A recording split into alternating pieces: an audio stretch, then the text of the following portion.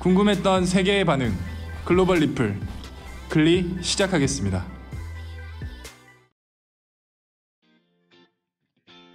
해당 글에 우리나라의 여름은 한 해씩 지나면서 점점 뜨거워지는 것 같습니다. 최근에는 비도 오고 그러면서 더위가 약간 주춤했지만 다음 주부터는 다시 뜨거운 여름이 시작된다고 하는데요. 우리나라의 여름하면 가장 먼저 떠오른 곳이 어디가 있나요? 바로 데프리카라고 불리는 대구가 있죠. 아시다시피 대구는 분지 지형으로 뜨겁고 건조한 바람이 통과하기 때문에 특히 덥다고 학창시절에 배웠던 기억이 다들 있으실 거예요. 그래서 대구에 가면 더위에 녹아내리는 모습을 표현한 조형물들이 곳곳에 설치되어 있습니다. 그런데 그런 조형물들뿐만 아니라 양심적으로 양산을 빌려주는 양심양산도 설치가 되어 있는데요. 무더운 폭염에 피해가 우려되는 지자체에서 시민들을 대상으로 누구에게나 자유롭게 양산을 대여해서 쓸 수 있도록 한 것입니다. 뜨거운 한여름에 양산을 사용하게 되면 7가지 효과를 얻을 수 있다고 하는데요. 체온이 7도 낮아지고 땀은 17% 줄고 자외선 차단으로 뇌기능 활성화, 탈모 방지, 뇌졸중, 피부질환, 피부암, 열사병 예방 등의 영향을 줄 수 있다고 합니다. 또한 지금 시기에는 양산을 사용하면 시민들끼리 자연스레 조금은 더 거리두기가 가능해질 수도 있겠네요. 남녀노소 관계없이 모두가 사용하면 긍정적인 효과를 불러일으킬 수 있는 점을 파악해서 특히 남구청에서는 남녀노소 양산 쓰기 거리 캠페인을 실시하고 있다고 하는데요. 시기적으로 코로나가 겹쳐 있어서 개인들이 양산을 사용하고 다시 반납하는 과정에서 바이러스 확산을 막기 위해서 양심양산 주변에는 손소독제를 비치하는 센스도 갖추었다고 합니다. 양심양산뿐만 아니라 갑작스레 비 오는 날 우산을 준비 못한 사람들을 위해서 양심 우산을 빌려주는 곳도 있다고 하는데요. 양심 우산은 몇 년 전부터 각 지자체에서 운영해오던 양심 대여 서비스인데요. 이번 양심 양산과 유사한 이용 방법으로 간단하게 이름과 개인정보만 작성을 하고 이용한 후에 반납을 하면 되는 것입니다. 심지어 개인 인적사항을 아예 안 적고 빌려주는 곳도 있다고 하는데요. 시민들의 양심에 대한 온전한 믿음이 없다면 시도조차 될 수 없었겠죠? 이런 양심 양산이나 양심 우산이 더 확산돼서 언젠가는 우리나라 시민들 모두가 우산을 들고 다니지 말고 빌려서 다니는 날이 오면 그것도 나름대로 편할 수 있겠네요. 한편 글로벌 영어 커뮤니티에 관련 소식이 올라오며 화제가 되었습니다. 한국에서 양심 우산을 빌려준다고 한다. 갑자기 비가 왔을 때 시민들에게 우산을 빌려주는 서비스를 시행해왔다고 하는데 간단하게 인적사항을 남기고 가져가면 끝이라고 해.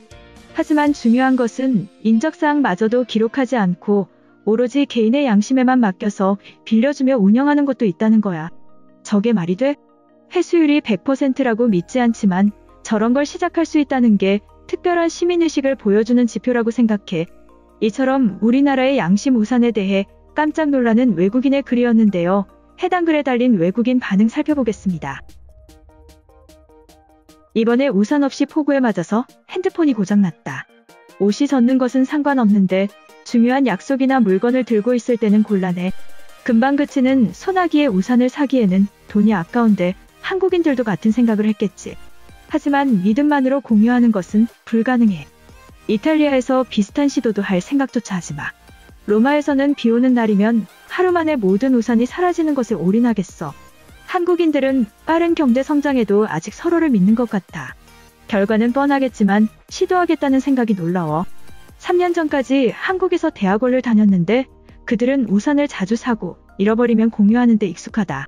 한국인 친구 자취방에는 우산이 5개나 있었어. 어쩌면 그들은 잃어버릴 것을 예상하고 사기 때문에 우산의 양심 공유를 생각했는지도 모른다. 만약에 뉴델리에서 양심에 맡겨둔 채로 물건을 공유한다면 5분도 버티지 못할 거야. 시작하는 순간에 달리기가 시작될 테니까. 한국 사람들이 어떻게 저런 생각을 하는 거지? 한국인의 공공물건에 대한 인식은 인도와는 완벽히 다른 것 같아. 이번 코로나 사태를 주시했다면 알 수 있듯이 한국인들은 공유하는 것에 적극적이다. 이전부터 유럽에서 추구하던 생각이지만 한국은 치열하게 경쟁하면서도 서로를 위한 나눔에 도전하고 있어. 건강한 사회의식이 생겨나고 있음을 보여주는 거야. 뉴욕에는 비가 자주 오는데 소나기가 내리면 보통 그치기를 기다리거나 매번 우산을 사게 된다.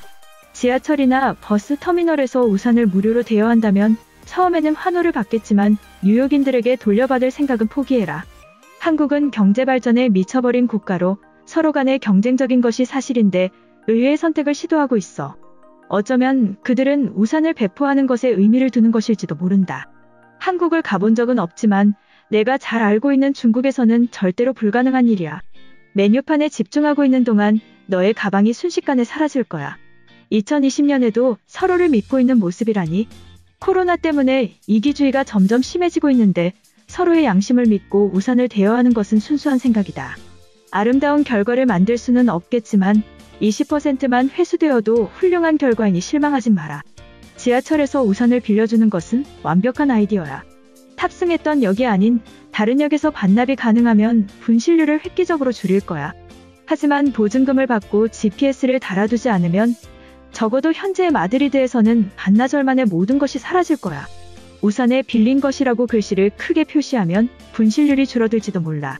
다른 사람을 신경 쓰지 않거나 지워버리고 사용한다면 막을 수 없겠지만 한국의 도전은 응원한다. 결과가 좋아서 내년에도 할 수 있기를 바래. 시민의식이 뛰어난 프랑스에서도 보증금 없이 물건을 빌려주지 않아. 한국인들의 시도가 무모할지는 몰라도 서로를 믿는다는 것에는 의미가 있다. 지금같이 힘든 시기에는 적용할 생각조차 불가능한 나라들이 이번 영상은 여기까지고요. 제 영상이 도움이 되셨거나 세계 속 반응 더 보고 싶다 하시는 분들은 구독과 좋아요, 알람 설정까지 부탁드립니다.